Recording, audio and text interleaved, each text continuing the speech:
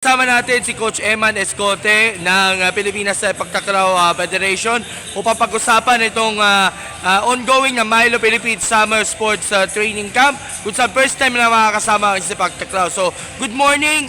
Kamusta po ang ating sinasagawa nating training camp sa ngayon, sir? Good morning, sir.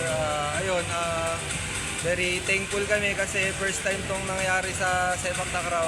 Kauna-unahan na makapag-conduct ng Milo Sports Clinic. Sana sa susunod na session ng Milo Sports Clinic, padagdagan pa sana kami na mas lalong dumami yung batang sumali dito sa mga gantong event. Of course, ang mga estudyante natin galing pa sa mga, of course, sa Marikina, sa Pasig, sa Manila, and sa mga susunod na araw, may mga kasama din as far as Cagayan.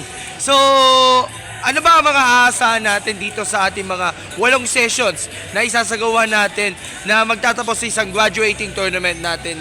Ano ba ang aasahan natin?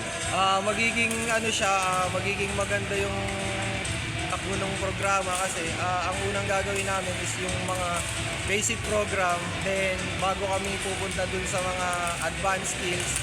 And pagkatapos ng last day namin, magkakaroon kami ng mini tournament.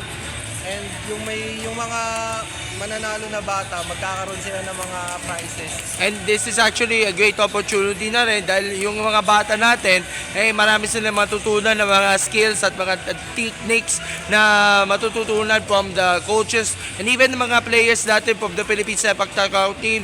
So, of course, bilang mga coaches, ano ba mga sabihin nating magagandang viso para sa mga bata natin na magsipag sila at of course para pahalagan nila ang kanilang pagiging Sepak Takraw player para for sure pagdating sa inaharap magiging membro na ng national team, Coach Eman. Ayun talaga, kailangan din talaga ng pagpapahalaga sa sports talaga, lalo na sa amin sa Sepak Takraw.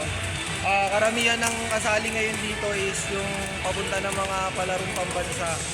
Then,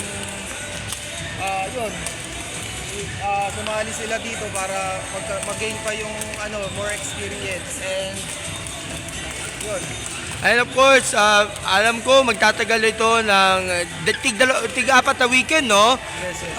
Then tutungo naman kayo sa Baguio para sa isa pang training camp, summer camp ng ating Milo Philippines. So, last question na lang. Siguro, yung mga bata natin na nag-enroll dito sa camp, nakikita mo ba na may potential sila na maybe someday, in the future, magiging bagay na national team? Ako, sa mga batang nakikita ko dito, may mga potential na bata na makapasok sa national team pagdating ng araw. Maraming potential dito, lalo na sa Marikina. Okay, so Coach Eman, yung mensahe na lang, basta salamat sa lahat ng mga parents, sa coaches, of course sa mga players natin na nawalo, and of course sa ating mga nagmumuting loob ng mga sponsors natin. Please go ahead. Una-una, nagpapasalamat ako sa Milo na nag-conduct ng ganitong programa.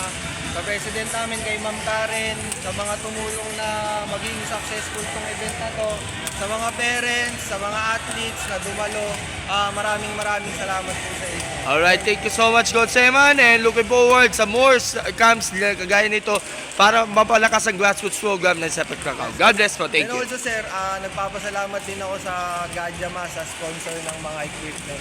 Ayun, Gadjamas, and of course sa Milo. Paborito nating kaibigan ng ating Philippine sports. God bless po. Salamat.